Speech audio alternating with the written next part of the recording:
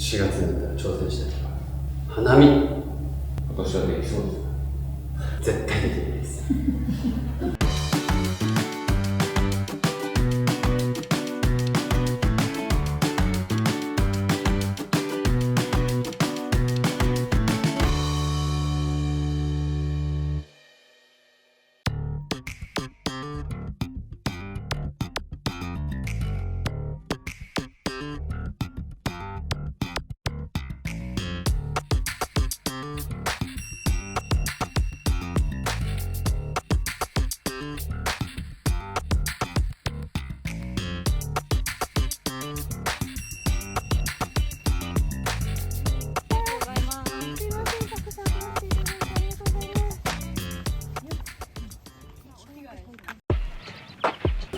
始まるときは始まるし、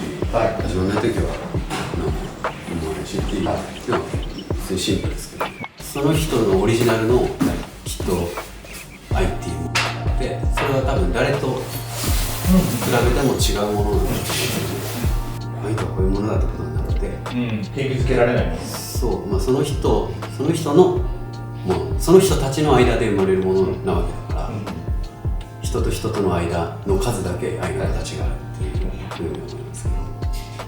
ど、若い頃にそれ初恋のようなものと、大人になってから結構落ち着いた2人ですよ、結構だからそこの2つの今回の映画では対照的にというか、2つの軸で描いてるんですけど、やって思ったのは、それは違うけど、どっちがいいとか悪いとかなくて、形は違うけど、それぞれいいところも悪いところもあって、なんかないものねだりなんだと思うんですよね、結局。10代の頃の方がときめけたとか、でも10代からするとやっぱこう喧嘩がばっかして疲れるとか、ないものねだりなんだと思って、で、今回の映画で、僕が注意して演じたというか、どっちがいいとかはないんだけど、必死になれなかったというか、大切なものを手放さないために、かっこつけてられないじゃないけど、なんか自分の恥だとか見えだとか、なんかこう、いわゆる自分を守るみたいなことを優先してしまって手放すみたいなことで、そういう人がなんかこう、やっぱり大切なものを手放さないために必死にもがいて、恥もなんか見え方とかも全部なんかそういうのを捨ててしがみついてでも離さないっていうその気持ちというか、愛を手放さない方法って結局それしかないというか、もがくこと、つまり諦めないことで、自分のなんかプライドとかわかんないですけど、そういうものを投げてでも離したくないんだって強い意志というか、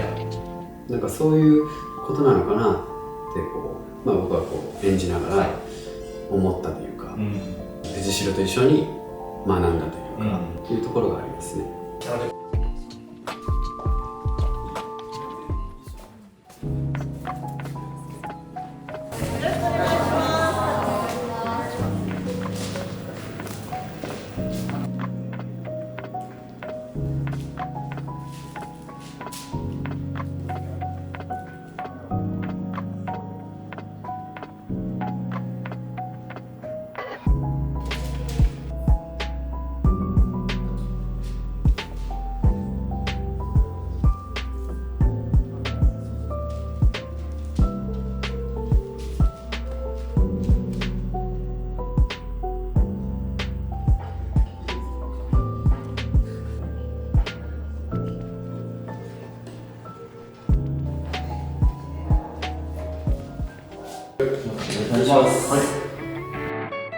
恋愛ラブストーリーって大きく分けて2種類だとすると、一つは夢を見せてあげるもの、こういうのが、こういう人がいたらいいなとか、こういう恋愛してみたいなとか、夢を見させてもらうものと、今回はそっちというよりかは結構その恋愛というもののリアルをこう描いているので、だからリアルを描くとどうなるかというと、キュンキュンすることもあれば、いわゆる失恋をして非常に苦しいこともあれば、それが恋愛のリアルです。今回はできるだけそういう恋愛というものの真実を追求するような作品だなと思いました。すごく喜ばしいこと、嬉しいこと、対照的にすごく苦しいこと、そういったなんか人間の感情のリアルなところがすごいむき出しになってて、そこが一番僕は胸を打たれた。嬉しくなって苦しくなって、でも最後やっぱり恋愛っていいなって思えるようになったりして、初めて藤代がちょっと勇気を持って、告白をするというか思いを伝えるシーンがあって、大学生の時にその春に伝えるんですけど、好きなことを2人きりでどうしても朝日を見たくて、その朝日を見ながら告白するために友達には時間をちょっと嘘ついて、彼女にはうちを寝坊したからって嘘ついてみたいなシーンがあるんですけど、そこ良かったです。リンキさんが、小説、多分これ3作目なんだよね。多分1作目が世界から全部消えたんで、2作目が3作目が4月になれば彼女はそうですけど、なんでじゃあ小説を書くのかって話を過去にしたことがあって、分からないものを少しでも理解を深めるために分かりたいから書くんだと。人間が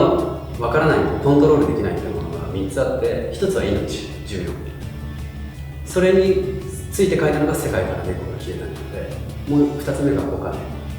それについて書いたのが男で、3つ目が恋愛、それについて書いたのが4月になる彼女だったんですね。いや、恋愛については分かんないじゃないですか。分からないというかコントロールできないというか、きっとみんなそうだと思うんですけど、もちろん僕もそう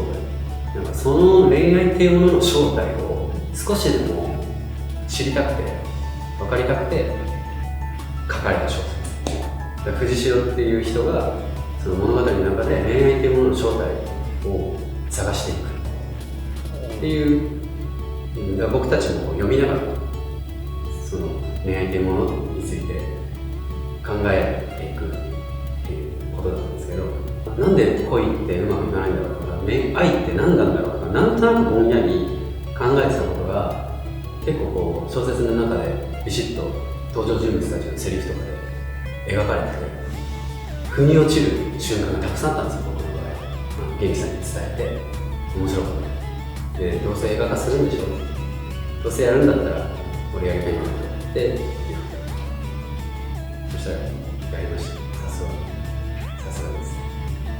楽しいこと、そういう映画です。楽しいことも苦しいことも恋愛の全てが含めて、すごい怪しいピンクぜひ映画館でご覧ください。ありがとうございます。素敵です。本物でやってくれ。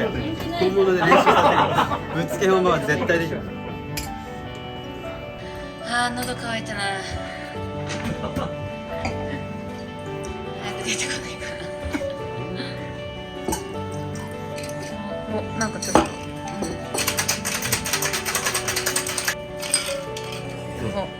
最後こぼれそうだった。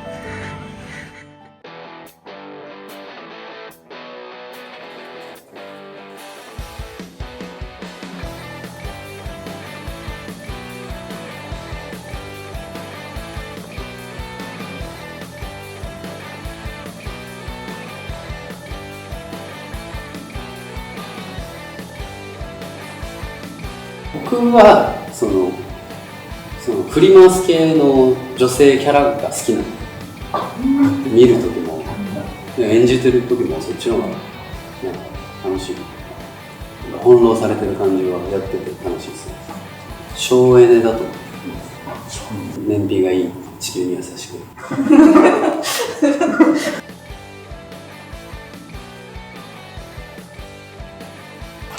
家着いたら基本ずっともう癒されますけど、仕事終わって帰ってきてソファーにぐでんと寝たりするときは至福です。スカイダイビングをしてみたい。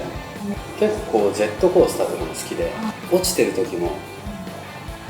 自分なんかコントロールできるというか、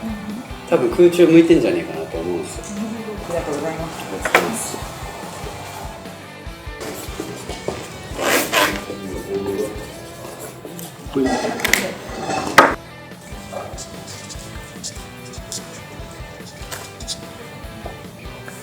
皆さんこんにちは。藤代俊役の佐藤健です。映画4月になれば彼女は公開まであと2日です。よーいはい私は愛した時に初めて愛された。4月になれば彼女ははい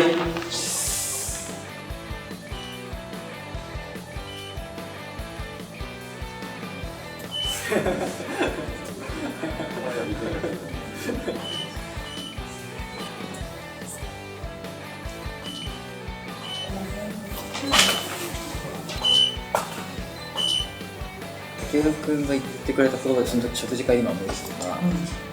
てくれたのが、ようやくこういう一緒にやりたいっていう同世代の監督が出てきてくれたことが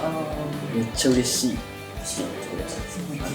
確かにそもそも同世代の監督と仕事したことなくて、やっぱ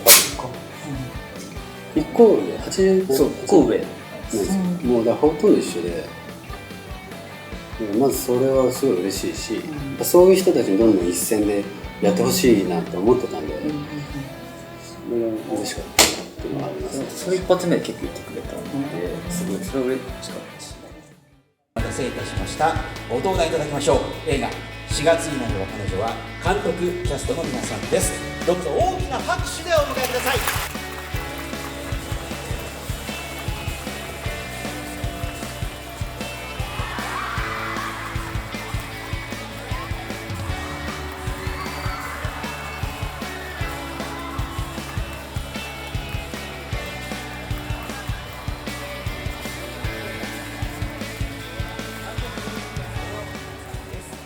いやもうすごく信頼のおける方なのでね、楽しかったよね。それをビシッと真面目に言えばいい。それをなんか恥ずかしくなっちゃったなんか真面目になっちゃった完全に長澤さんがもう現場の空気を作ってくれてました。番長のように。座長じゃなくて番長。番長のように。そうですか。いろいろイメージがそうなんですよ。もう過去の回想なんで、本当設定だけ図書館でなんか旅行先決める話しようかみたいなことだけあって、もうそこからはもうアドリブというか、の終わりに長回しするんで。いやするもう雑談。いやいやいや。ただ本当にこれは森井さんだから成立したなとは本当に思いました。その決められたことじゃない時の方がもうなんなら輝いてらした感じがありますね。はいもうまさしくその通りかと僕は本当その春を楽しそうにしてる春を見てるだけでよかったんで、あとはちょっと話を振るだけで成立しましたなんかバラエティ番組で話を振ったらどんどん喋ってくれるからっていう。撮影前からもうとっても素敵な女性だという急に眉毛が動きますね。すごい眉毛が動きますね。あったんですけども、真面目な話です真面目な話、今回本当にいいところをたくさん知れて、こんなに魅力を長澤まさみという人の魅力を僕は知らなかったんだっていうのを思い知らされました。もう共演して本当に素敵な人だと思いました。ありがとうございます。それ例えば、言えることだけど、こんなところでわーっと思ったってもしも言えることがある。僕がすごい好きだったエピソードは、打ち合わせが口止めされるんですよ。口止めってどういうことすごい大事なシーンがあって現場でやって、僕はもうとても素晴らしい素敵なお仕事だなと思ってたんですけど、本人なんか納得いってなさそうで、昨日家で練習した時はもっとうまくできたのになとか言うんですよ。家で練習するの長澤まさみがと思って大好き。一番端っこの通路のこっち側ですね。もう少しです。どうでしょう。本日は本当にありがとうございました。恋愛ってこう綺麗なことばかりじゃないと言いますか、ただその、嬉しいこともあるけど苦しいこともあって、なんだろう、辛いことがあるから喜びがあって、そういった全てが、恋愛の全てが詰まった映画になってるんじゃないかなと思います。作品の中で弥生が愛を終わらせない方法は何でしょうという問いかけがありますけども、恋愛って答えがないことだからこそこの映画を見ていただいて、考えるきっかけとしていただいて、皆さんだけの答えを見つけていただけたら幸いです。映画楽しんでいってください。本日はありがとうございました。ありがとうございました。以上、ありがとうございました。拍手をお送りください。ありがとうございました。